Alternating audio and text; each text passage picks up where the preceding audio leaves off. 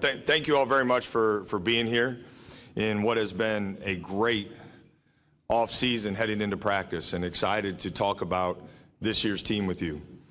Dating back to last spring and from then until now, I could not be more excited about the progress our program has made. It certainly started with roster management built upon retention, and I think retention gets used a lot, but the right retention, and then complemented in the transfer portal, which has brought together what I just have been amazed at how close and connected a group can be in a short amount of time, and we certainly have that here. In addition to that, we've laid a great foundation on what it means to play with great urgency and competitive spirit, and then also that chemistry that we've had off the court, and was evident right away has been apparent between the lines as well. So still got a lot of work to do to get ready for what is, again, another tough schedule, but I couldn't be more happy with the progress that's been made since the conclusion of last season, and really excited about this group.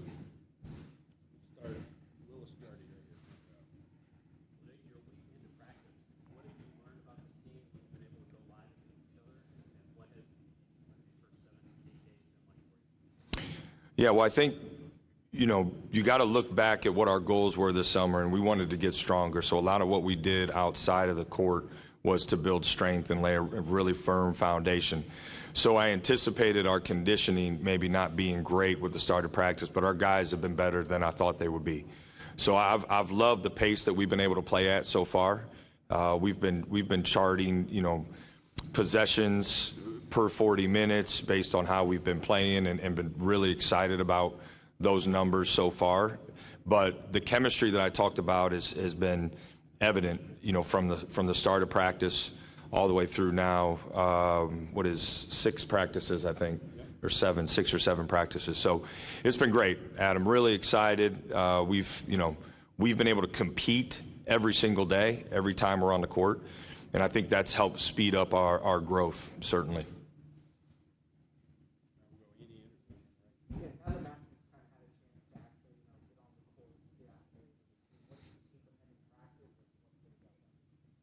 I think the game it's slowly starting to slow down for him. The pace that we're playing at is different. It's not what he's used to. I think it's certainly a different game that he's used to playing overseas and playing, which he played really well at the U18s, but you now got older guys and you got guys with more experience on the court. So the first day of practice was really fast for him, and certainly had a chance to get acclimated, once we started up school. But I've been really impressed since, Monday to now, yesterday, that first Monday to yesterday, just how much he's improved in understanding what we're doing, limiting some of those turnovers he had in the first couple of days of practice, and becoming more efficient. So it's really interesting because, we're viewing things through a lens of everybody, everybody who's been here since June. He was around, got to watch, but couldn't participate, and then missed stretches because he was gone with his national team. So sometimes I got to remind myself of that. And I've just been really impressed with the progress he's made so far.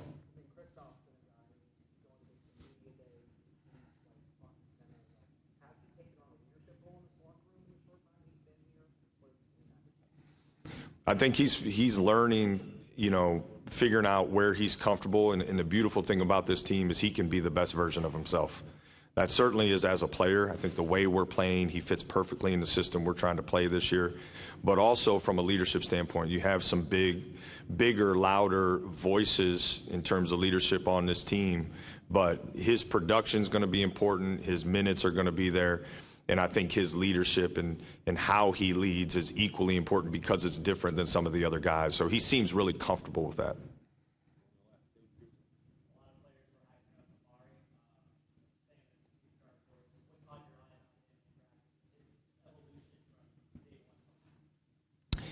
Yeah, I love coaching Amari, and he plays the game with a joy and an eagerness to get better that, I think that level of humility and just consistency is rare for young players. And so he's certainly talented. He's got some great physical tools, but he has had not just 1 or 2 high-level, practices or moments since June, but he's had multiple, stretches of high-level basketball and productive basketball, which is, equally hard for young players to do early on. But make no mistake, you can coach him hard. You can push him. He wants to get better. He's eager to get better, and he loves the game. And it is evident every single day he's here. And I think that's really impressive and a big-time quality in a young player.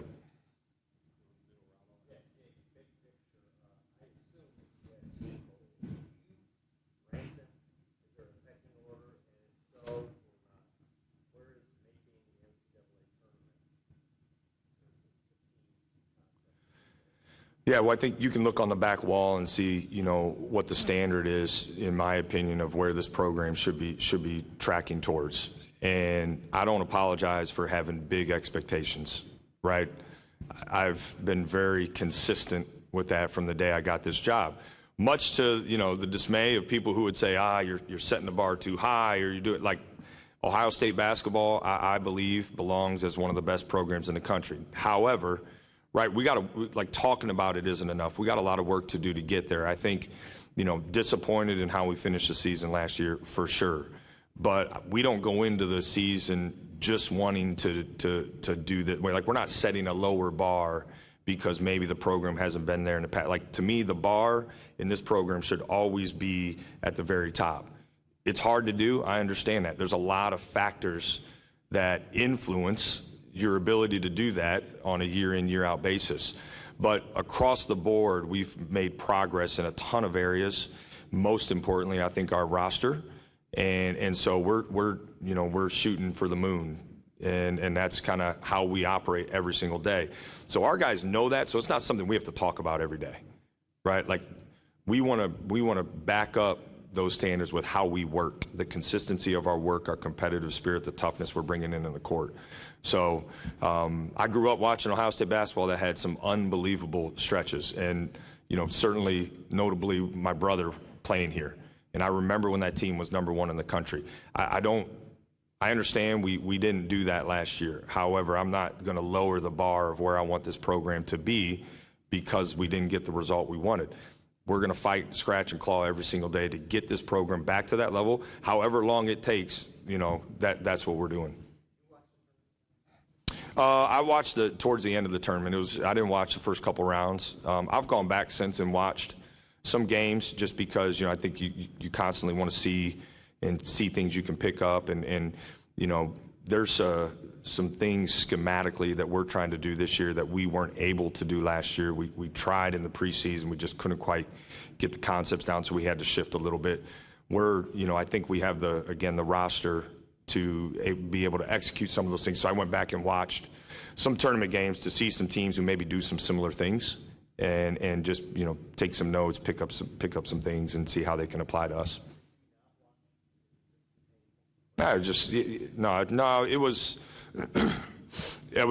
made me sick. I mean, I don't know how else to put it. I think disappointed certainly, and it was the wound was fresh. I think again, when you reference last year, it's instantly a reminder of, we got to get this thing back to where it belongs, and that's what we're working towards every day.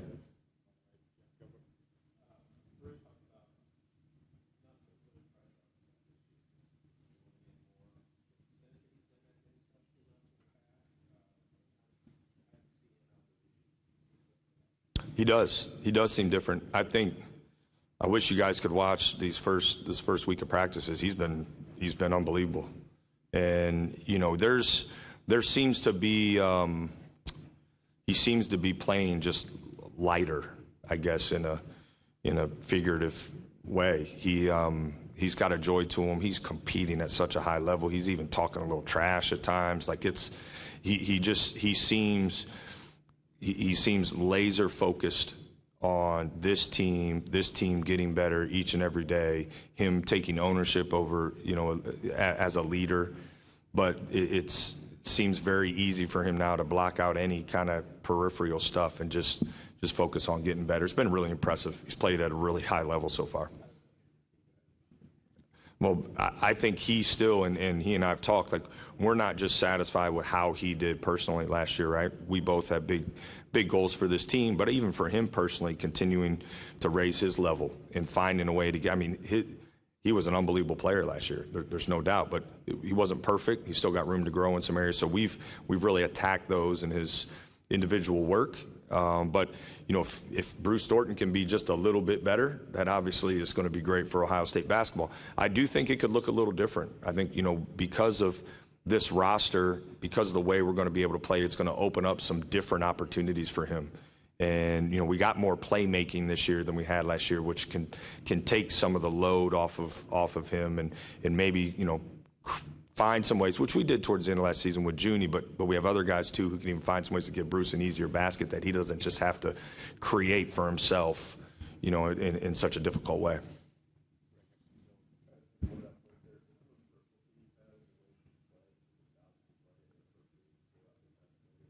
I think without question, it's this team, you know, is significantly deeper than last year. The experience of this team compared to last year is it's been impactful already.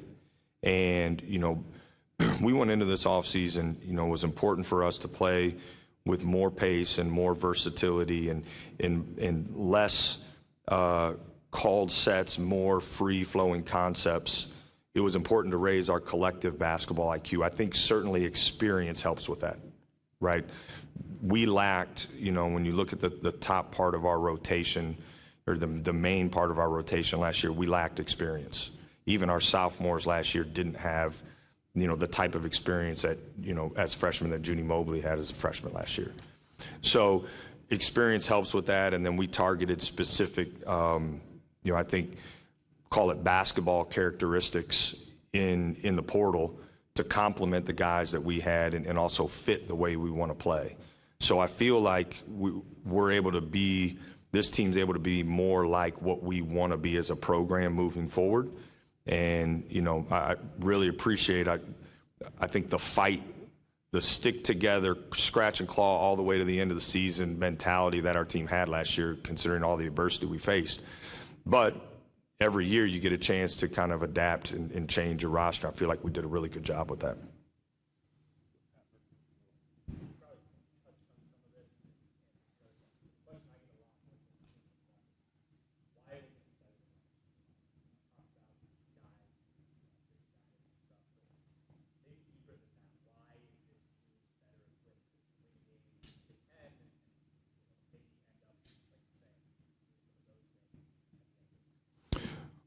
Listen, I think if you really dive into the analytics of last year's team, there were some clear deficiencies that we had. I think first and foremost, it started with rebounding, on both sides of the ball. We were one of the worst teams in the Big Ten at second chance points per game, and then we were one of the worst teams in the Big Ten at defensive rebound percentage. So immediately, part of that certainly was a size issue for us last year. We went into the season thinking we were going to play a certain way, dealt with some stuff, right, that interrupted that, and then we had to pivot as best we could throughout the season as we faced, you know, roster attrition from one or two guys being out to guys being out for significant stretches and so on and so forth. So we wanted to certainly be able to play bigger. Part of that was moving Devin Royal more to the perimeter. And, you know, I know a lot of people thought I was crazy for that, and that's fine. But I think it fits exactly what we want to do. I think he's done a great job with it. It works well with the guys we brought in the portal and Brandon and Kristoff. And so, you know, we're bigger across the board. You know, last year we were going into a lot of Big Ten games 6'6" and 6'8", right, at the 4-5, with two guards who, you know, Bruce plays a lot bigger than he is, but two guards who are under, you know, 6'3". This year, when you look at the lineups we can put on the floor, it's just significantly bigger. It's not only taller, but it's more physical. So I think simply through some of the roster changes we made, we've begun to address the rebounding things. And we're going to adjust some schemes as well, particularly going to the offensive glass. That'll help us with that too. Now, right, it's one thing right on paper, it's another thing to go out and do it. But I think we've got some proven rebounders throughout their career. We got some guys who, you know, can really help us be better in those areas. That was a big issue for us. Another issue for us was our free throw rate of our opponents. We were the worst in the league at sending people to the free throw line. I think a big part of that was inexperience. You don't fully understand and appreciate how valuable experience is until you maybe don't have it. And there were simple things where maybe you're a half step late just because you haven't seen that stuff for 2-3 years in a college career, and that mattered. And then, I think there were also times where just we struggled transferring what we worked on to game time, right? Because in this league, you have to be able to change in the flow of a game. You can't change who you are, but you got to be able to adjust. We struggled at times to do that, and I think, again, fouling resulted in that. Like, for us to have the defense we had last year and be so poor at rebounding and fouling too much, like it says that what we were doing wasn't broken. We didn't finish possessions as well as we need to. So it's been a huge theme for us. We've talked about with our players and certainly amongst our staff, we own those margins that we can be better at. And when you look at the end of the season of just how close we were, by all accounts, probably one game, right? One right game away of playing in the NCAA tournament. Those margins, that's the difference. So we've really tried to attack those. There's other things too. We've certainly dove into this head, but I think another thing for us was assist rate.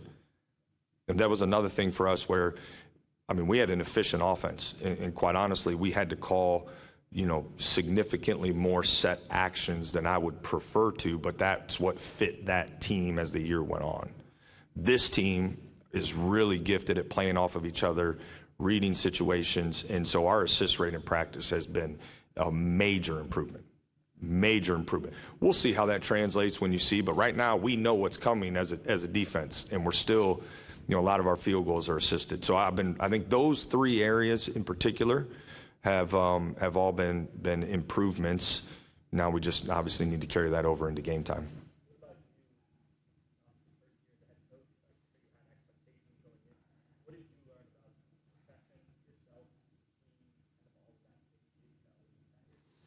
Yeah, well, I think, when you consider the whole picture of last year, it was like getting a doctorate in coaching. When I went into the start of the season, you anticipate things changing, you anticipate adversity, but I don't think anybody could have anticipated all the stuff we dealt with. And then on top of that, 11 out of our 32 games or whatever, 33 games were decided by 2 possessions or less. So, yeah, I think I'm not afraid to stand up here and say I'm a better coach now than I was this time last year. I think that's part of it. But I also think there's little things behind the scenes, understanding, where my time is best spent throughout the course of a day. And in my opinion, that's always going to be with our players. So figuring out how to do that at the highest level and delegate and do that stuff has all been part of the evolution of last season. And again, I think we did a lot right. I think there was a lot of good things we did last year. We got to build upon those, make those even better, but certainly, look ourselves in the mirror, make some changes, and look myself in the mirror and identify areas where certainly I needed to be better, but also, figuring out how to utilize this unbelievable staff that I have around me and figure out how to utilize them better. And I feel like I have. So I feel like we're clicking on all cylinders right now. It didn't feel like we were able to do that throughout the course of the season last year for a lot of different reasons. But, I feel like we're doing that right now, and we're prepared for when that adversity comes, because it's Big Ten basketball and you're going to see it. I think we're prepared to keep operating on all cylinders when that happens.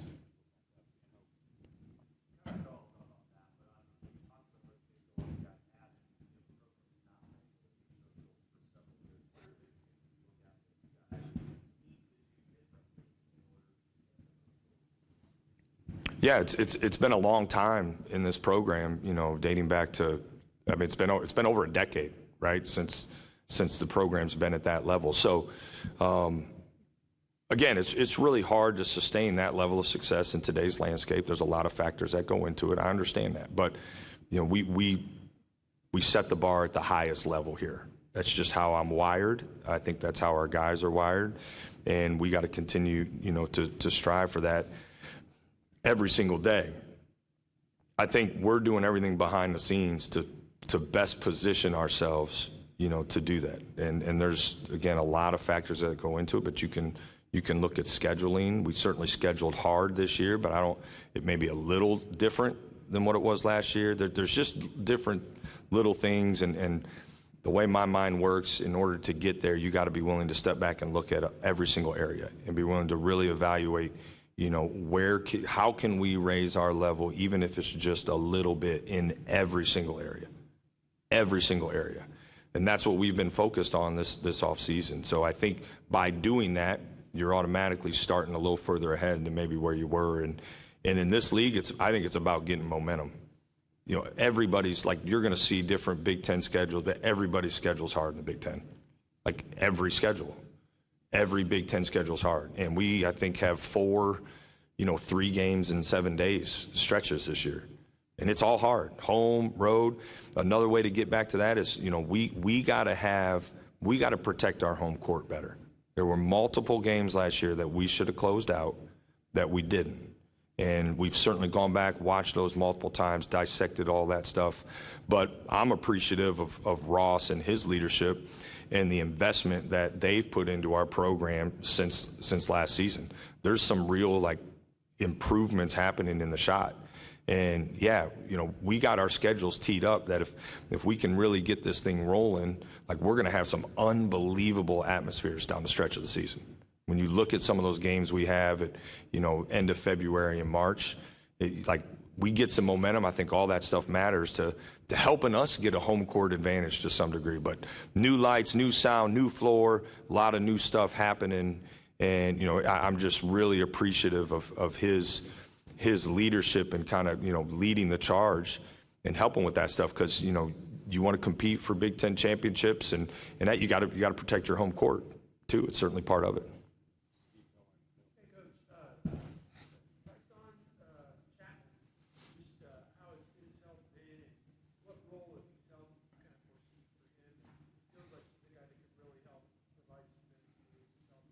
Yeah, his health is great. I think that's been, sometimes he's been so consistent from really last spring to now that I forget sometimes what he's gone through the last couple of years, because he's been in there, every day. And I think it's important to remember that he's yet to have a true kind of freshman year. And, we experienced some of those maybe young player mistakes at times, but, for him, the biggest thing is he's gifted with the ball in his hands. He's gifted at catch and shoots, playing off others. He's just got to continue to get better with some of the physicality and the pace of the game, particular on the other side. As that continues to get better, it just raises the potential of impact that he can have. But, again, I don't want to keep talking about last year, but an issue last year was our bench production. We were, again, one of the lowest teams in the conference at being, getting bench production. So I think our depth this year and the type of depth we have, again, fixes an issue from last year. And he certainly, I think, helps with that depth that we have, no question.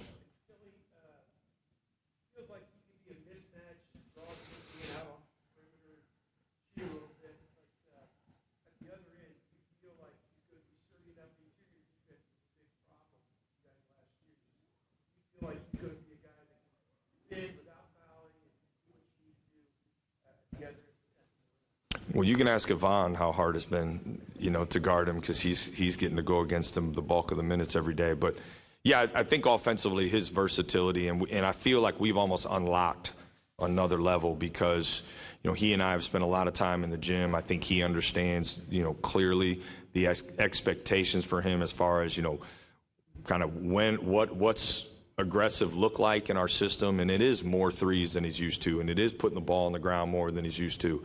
So you're going to see him scoring at multiple levels, and I think it really puts the defense in a bind. On the other side, we got to do some things, schematically to help protect him, certainly, and we're working on those every day. But he is big, he is strong, and, I think we have multiple guys we can put in there to to combat other teams who have size as well and protect him from being in foul trouble.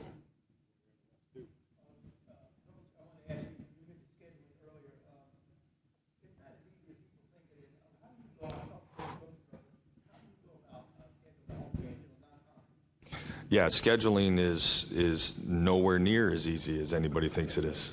That's putting it mildly.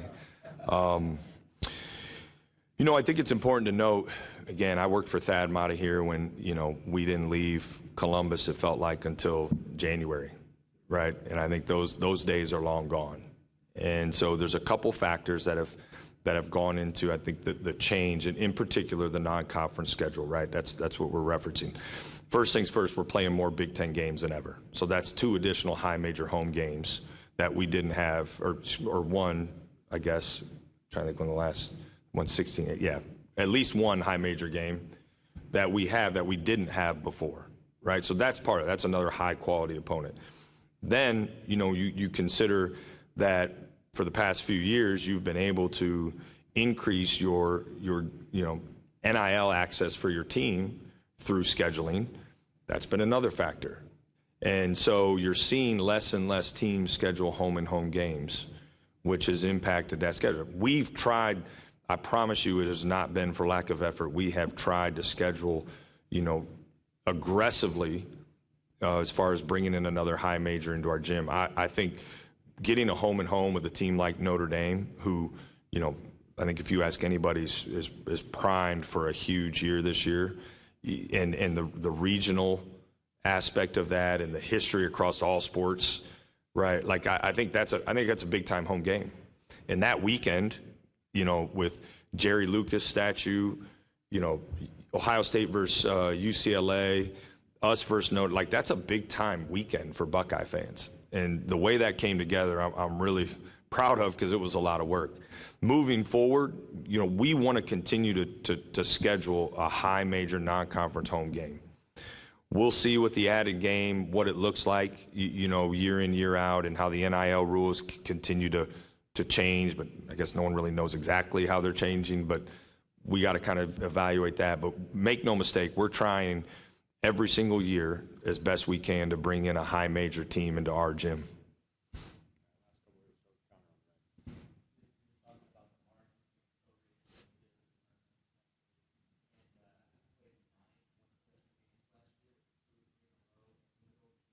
Five. I think it was 5 in a row, right? First time in 126-year history of Ohio State basketball, but who's keeping track?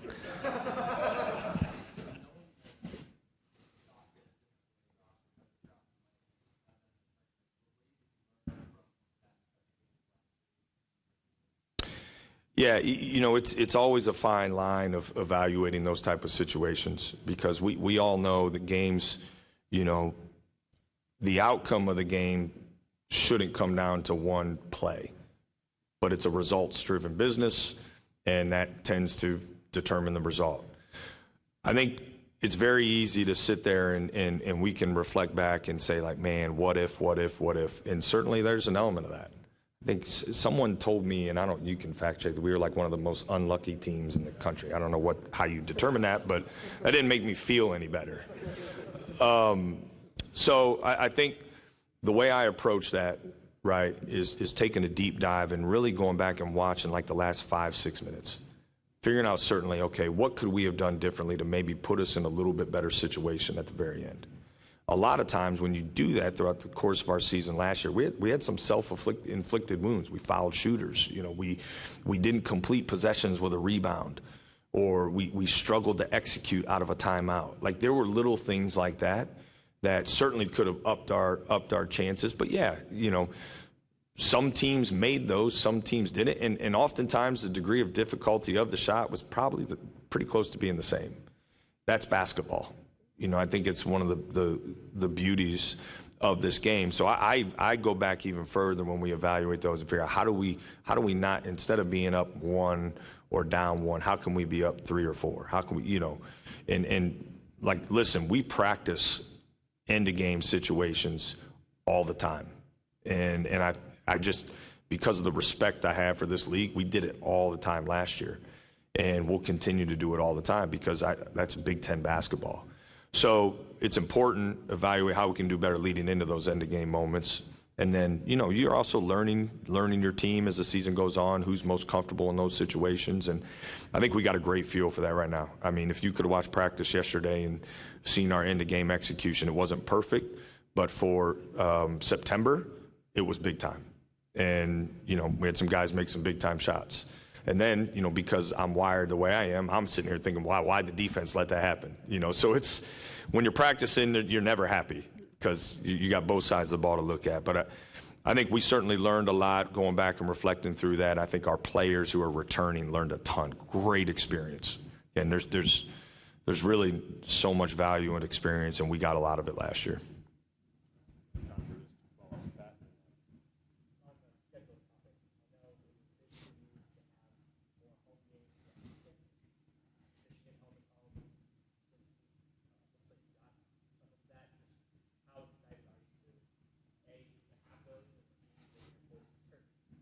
Yeah, I think the one thing, to remember about last season is it was a first for everybody. And, we clearly were heard on, my complaints about our lack of home weekend games. I think we doubled them from 2 to 4, so I'd like more, but we'll take it, we'll take that.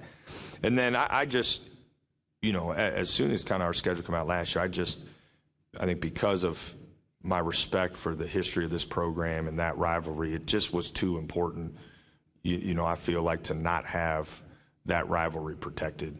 And so I went to the Big Ten. They told me to go talk to Dusty. It wasn't a long conversation. He didn't take him long to say, yeah, I agree. And then we kind of had a collective front, and they got it done. So it's great for Ohio State fans. It's great for Team Up North fans. It's great for Big Ten. Those games are always, for all the reasons, they're always highly viewed games. And so I'm excited about those two things, certainly.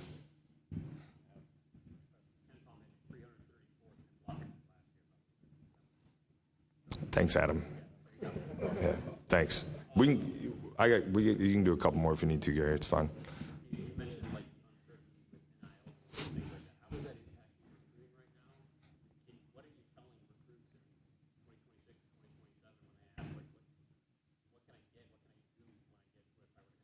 It's a really unique time right now in college basketball because we don't know exactly what we're dealing with next year.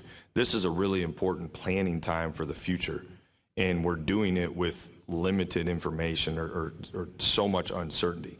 It's not fair to us. It's not fair to recruits. It's not fair to recruits and their families and agents and all the parties, right, that are involved as you try to make these decisions. So I think there's certainly an element of trust that has to exist to be able to kind of get to some conclusion. And timelines have changed in recruiting.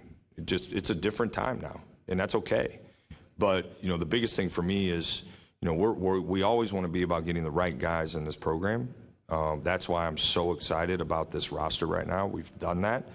And recruiting, obviously, and we will always recruit high school players here, and that's an important part as we plan for next year. But it's hard right now. I mean, there's no other way around it. And that uncertainty, we feel it, they feel it. I think everybody involved feels it. So it's just really hard, and we need some stuff set in stone, some better guidance. Oh, you can just make me in charge for a day, and I think I could. No, listen. I think there's a lot of effort really on all parties to come to some conclusions quickly. There's a lot of things out there kind of floating around that potentially what next year could look like. We just got to get some decisions made. So, whether it's the leadership team of coaches and collaboration with, the team of the NCAA, they put some things in place to get things done quicker than it used to be. It just a lot of times, I think our calendar doesn't align with football's. And that impacts things as well. So it's moving in the right direction. It's just, it's not as fast as we would like, but I think it's faster than it's been. So there's progress being made. We just, just kind of taking it one day at a time right now.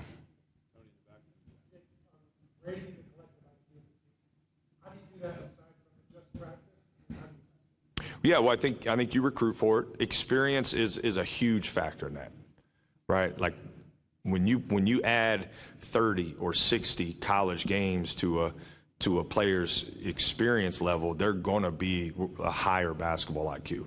That's a baseline. Then we tried to look at, guys who have been in, I think because of the time frame we have to make decisions, we targeted specifically some guys who played in systems that reflect, certainly not identical, but reflect some of the things that we are trying to do, because I think that speeds up that, transition process. And I think that plays a role. So the most important ingredient is experience, but we got guys who are students of the game. We got guys who watch a lot of film. We have guys who can play multiple positions. That helps. I think that's a sign of that as well. So it starts, though, with experience. And I think when you look at the guys we brought in the portal, I mean, Brandon's got a ton of experience. Tilly's got a ton of experience. Gabe has a lot of experience. He's been in college for 2 years. He had a full year playing. So I think that was a starting point for us.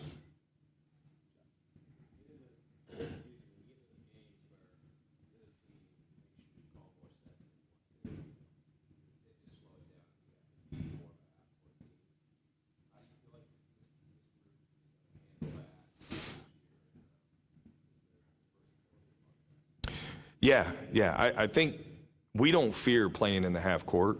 The way our offense is being built, we can play in the half court if a team slows us down to that point. But we don't have to stop, look over at the bench, call a set every time to do it. And I think that's the encouraging thing.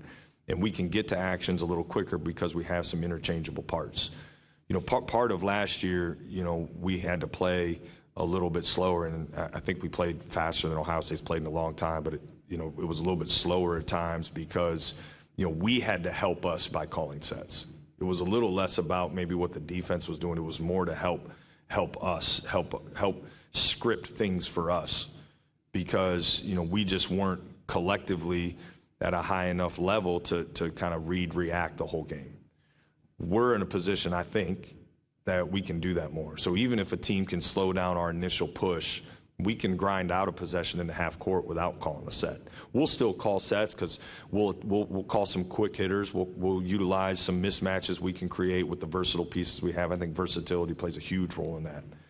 But I think this team, can withstand a lot of different schemes against it.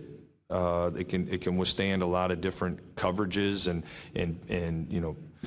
attempts to either slow down or speed us up. I think we're built to see a lot of different stuff, but within that, be remaining true to who we are as a team.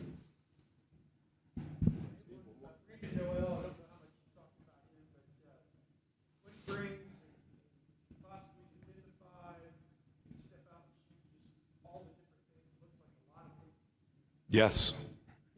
Yeah. I think, tons of experience, again, a lot of production in college, certainly, but every bit of 6'8", 245 pounds, too, which is also, he would have been our biggest guy on last year's team, as far as rotationally. So I've been really impressed with him. It's a big transition to go from really having the ball in your hands all the time, having that level of production, now moving to this level, going up a level, and then playing with, what is a collection of really good players. And there's a sacrifice involved in that. But to his credit, he's figured out how to play off others at a really high level. He's got great instincts on kind of when to cut and how to create shots with his movement off the ball. He's really good at going to the glass. You can post him. He can shoot it.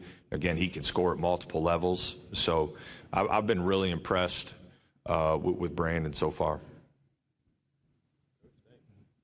All right, guys. Thank you.